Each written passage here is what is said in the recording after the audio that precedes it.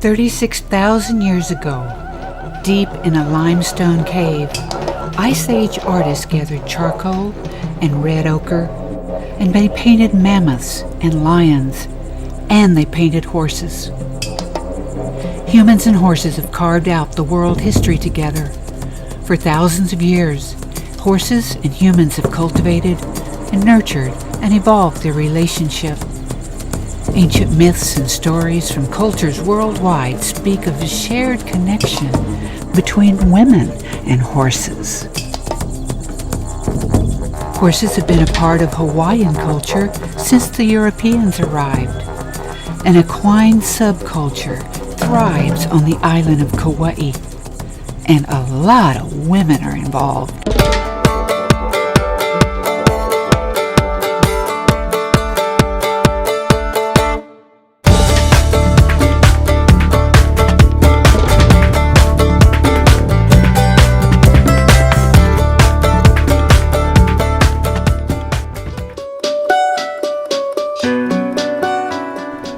So what's the deal with women and horses anyway? You know, when a woman relates to the horse, I noticed this, they're more loving and caring. And like this trainer told me one day, says, you know, you're gonna love your horse like the girls love their horses, you know, and you're more passionate and caring. You know, it tends to be that women, little girls, women of all ages tend to love horses. You know, I see that girls and horses have a heart connection. I think above all, it's really that we vision ourselves as horses, not in the physical sense, but in that same freedom. The ability to run and be free, the ability to enjoy life. I think they're intelligent and they're sentient beings. They are connected. They are connected to us for thousands of years, number one, but number two, in a non-verbal conversation all the time. And it is very difficult to put into words because it's nonverbal, because it's a sense, it's a feeling.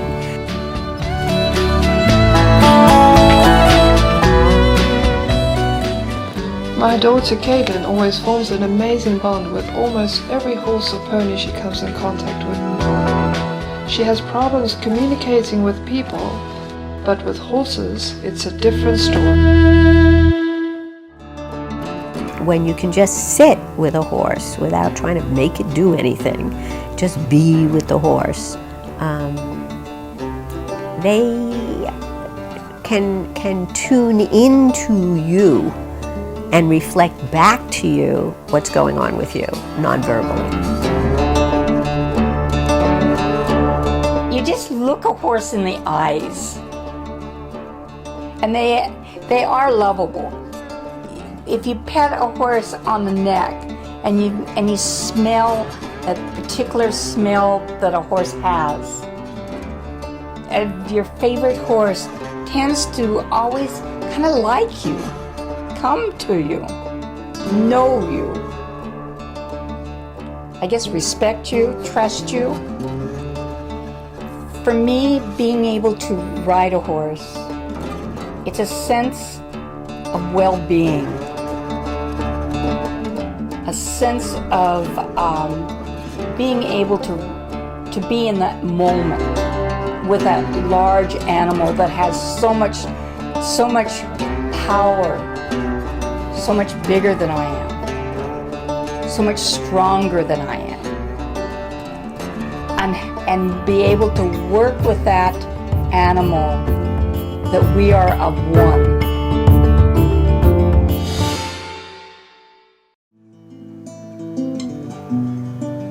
When does a little girl's connection with horses actually begin?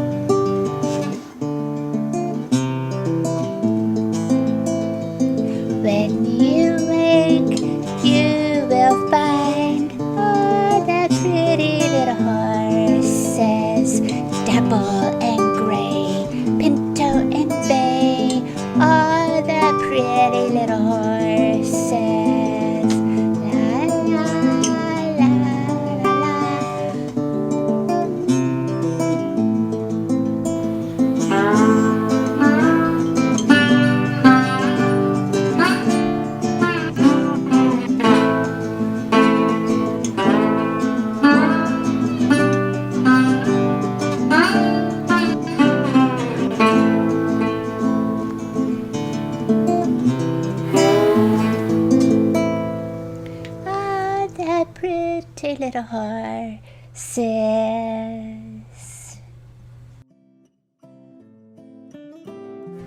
And how does a little girl's dream become a woman's reality?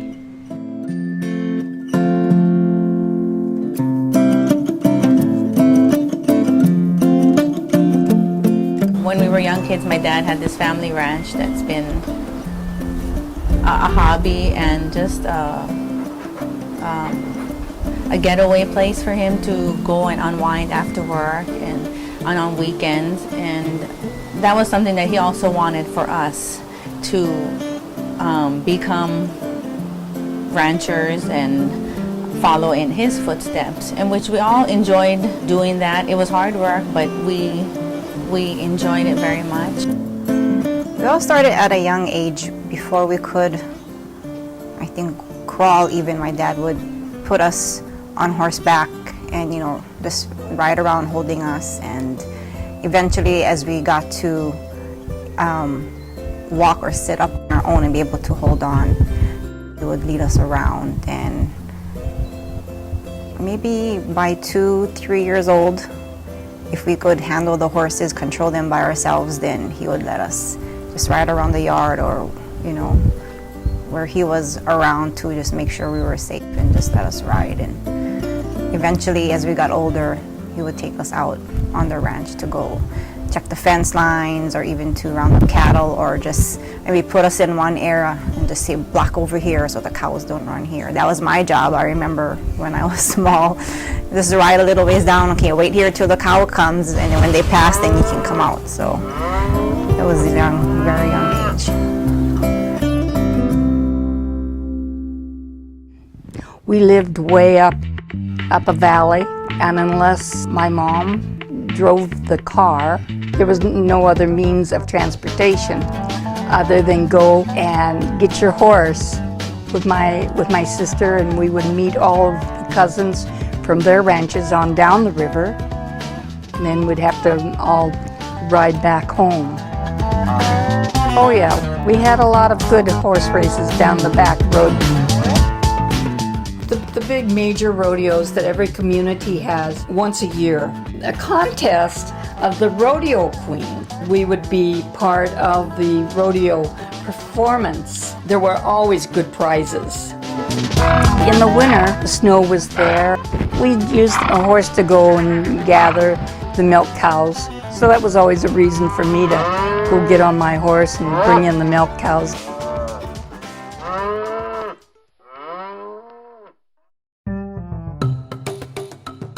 Betsy Knutson Toulon is a fourth-generation descendant of the Eliza Sinclair clan that settled on West Kauai and Niihau Island in the mid-1800s.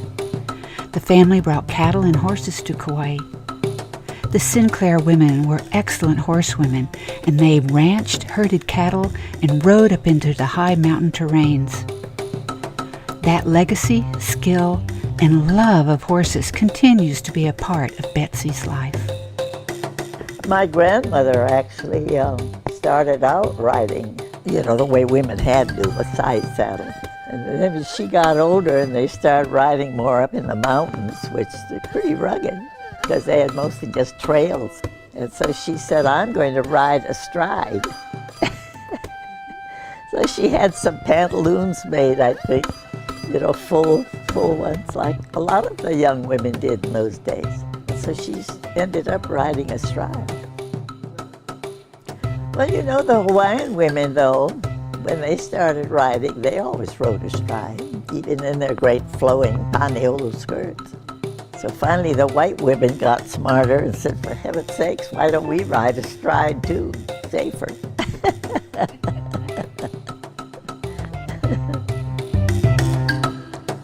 Well, Ann and I grew up riding, and we each had just a horse of our own. I remember the first horse I ever owned was a little gray mare called Gray, of all things. And we lived up at the Gap, just at the end of the tree tunnel. My father had a small plantation, which took in most of the land right around us, and we had a house up there that we lived in. But my little old gray, she lived forever. So finally I told Papa, I said, that my little gray mare, she was a very slow walker. We'd be riding up Mauka. I'd be a mile behind, say. Brother Val would say, Betsy, catch up. So my little gray mare would start trotting, and she always dragged her hind feet. So I was riding in a cloud of dust. Well, I loved her.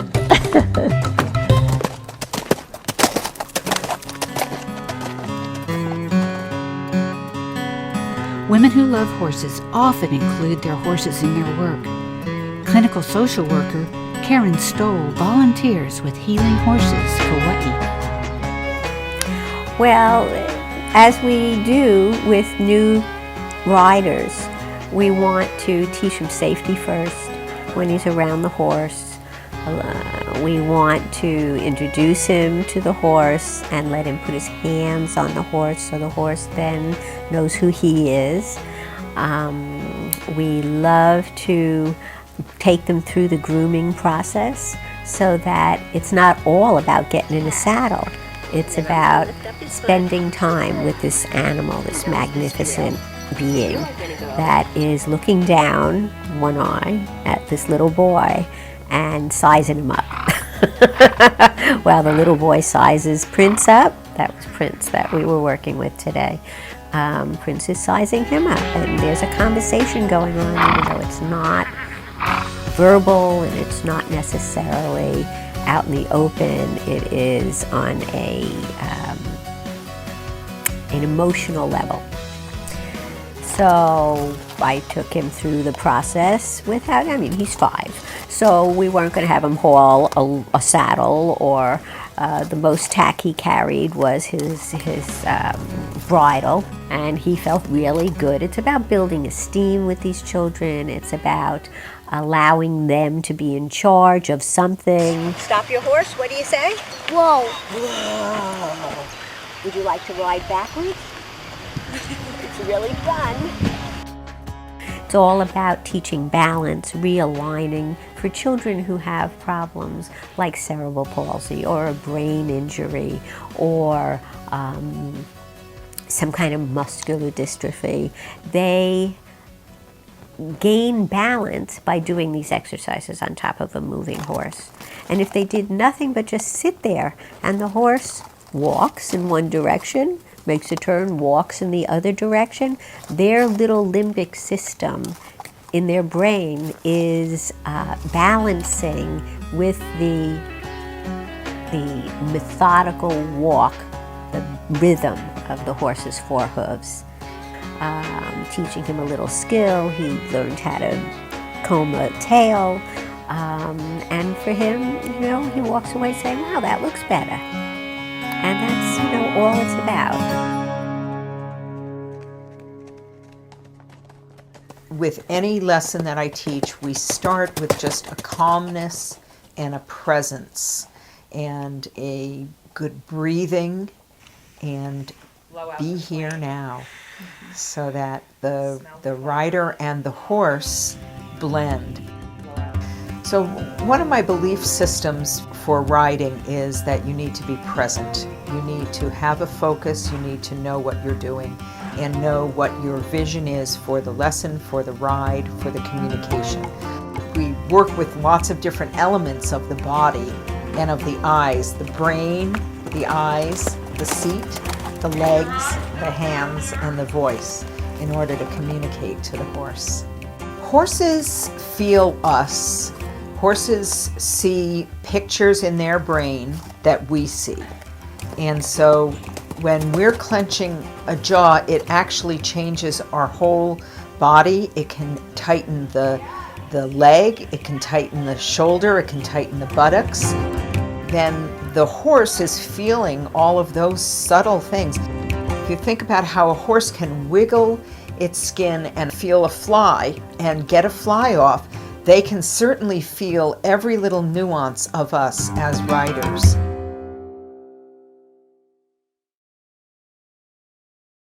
So So my wedding company is Joyful Ceremonies. You know, wedding day is such a special time, and so you want everything clean and perfect, and so we scrubbed these horses and we scrubbed the tack, and we made sure that the tack, the horse equipment, is all perfect for these horses. I made sure that there were little conchos, which little metal pieces that were on the bridles that had hearts. And every little part of the preparation was there. Joyful Ceremonies is, again, helping people create those dreams and create the joy that they want for their wedding day.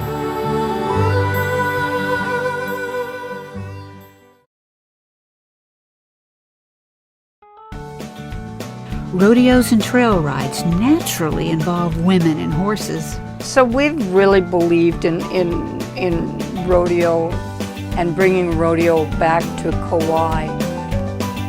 When we moved to Kauai about 30-some years ago, we built an arena at Waimea at the dairy.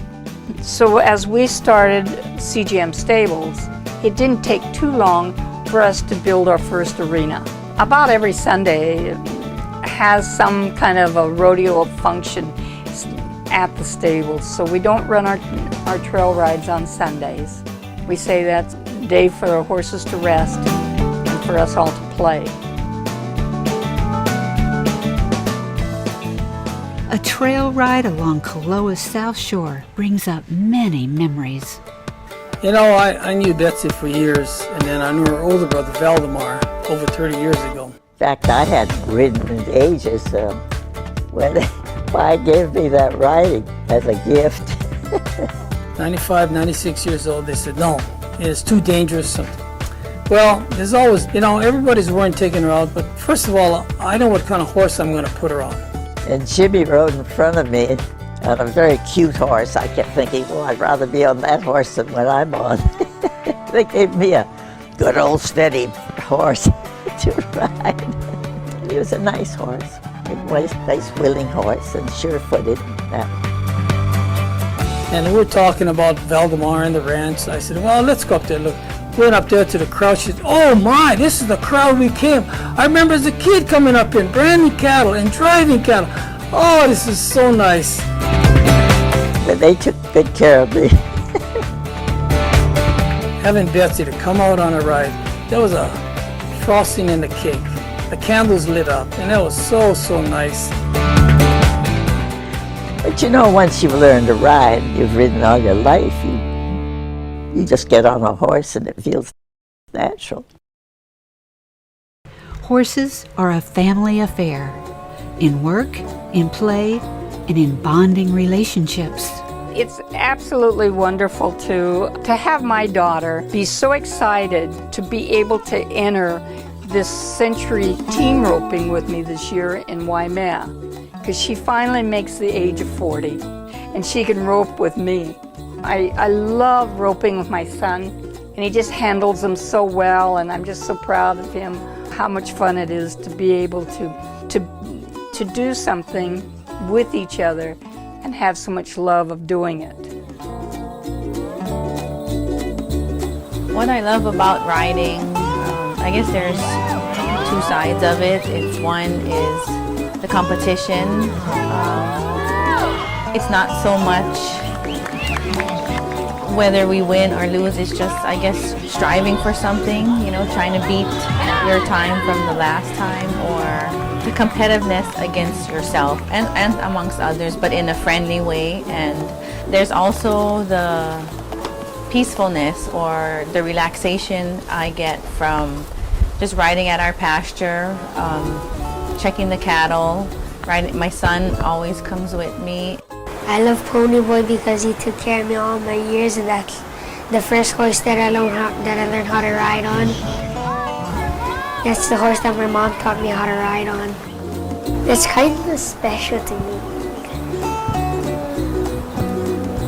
It's just a bond and a time we get to share together that is very special. Healer started riding when she was 3, and she started in the Keiki High School Rodeo Association when she became 5. She's 8 years old right now. It's kind of a commitment, you know. Rodeo is not something you do and put on the side and come back a month later. You got horses to take care of, you know, trucks, trailers, pasture, fences. Rocky, down. My favorite thing of being a cowgirl is being with my horse. I brush her all the time when I come down. I saddle her up and we go for a ride. Sometimes I talk to her. I love her because she's a beautiful horse and she's good. She's good at bear racing and pole bending. Yeah, I was like, wow. Well, the horses can sense how you feel, so you just gotta not be nervous. I just take a deep breath and I get my focus. Actually, I don't really encourage Taylor. She encourages me. She's my motivation. That's all she wants to do is ride. You know, it's just a great feeling to see my child grow up in the outdoors. Taylor loves to be outdoors. She loves animals, all different types of animals, horses, dogs, cattle. It's a great thing to have a child follow our footsteps. You know, we live on a beautiful island. There's so much outdoor activities to do. We gotta take advantage of it.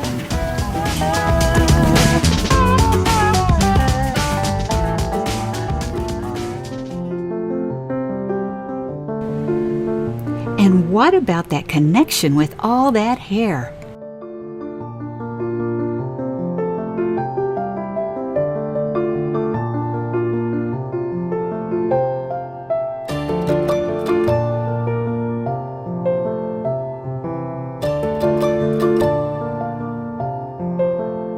I think that when girls first touch a horse and start to comb their manes and their tails, then they even connect more. Not again because of the physical realm, but just because, like that avatar of that horse's tail is part of them, and their hair is the same as the horse's tail.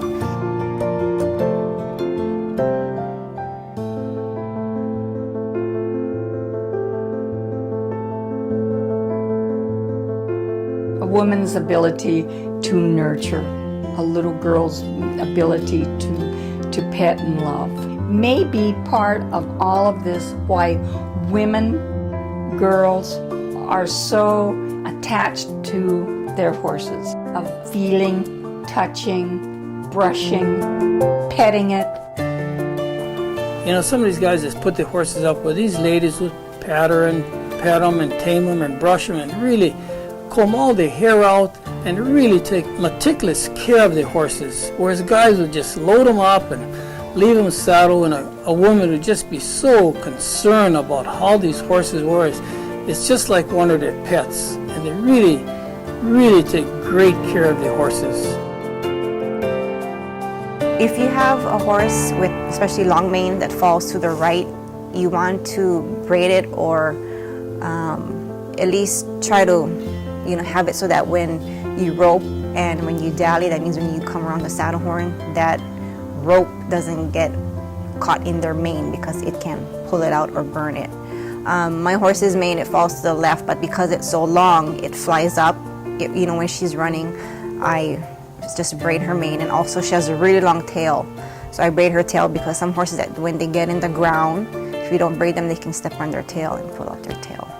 So it's a job. I'm like, I'm trying to, sometimes if I'm running late, I'm rushing, I'm like, but I have to braid her mane and tail. And it's maybe 10, 15 minutes. If the rubber bands don't break on me and I have to get another one, or if she's, has a lot of grass or knots because she rolled, just brushing it out and braiding it. But Yeah. Women and horses share a heart connection around companionship, for work, for fun, and for nurturing affection. One thing that women who love horses agree upon is that women and horses share a natural love affair.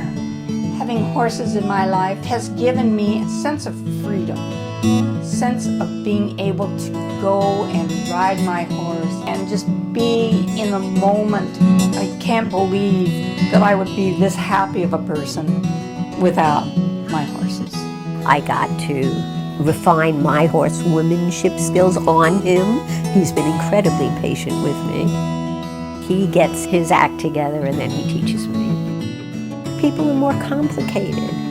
Horses are like, any pet that you have a relationship with. They love you unconditionally. And you have a long period of time with them. They last about 30 years. In all of my life, I've helped people create their dreams. That every time they come near a horse, they're teaching themselves and the horse something and growing in joy. Pure and simple, I love you, baby, pure and simple. It ain't complicated.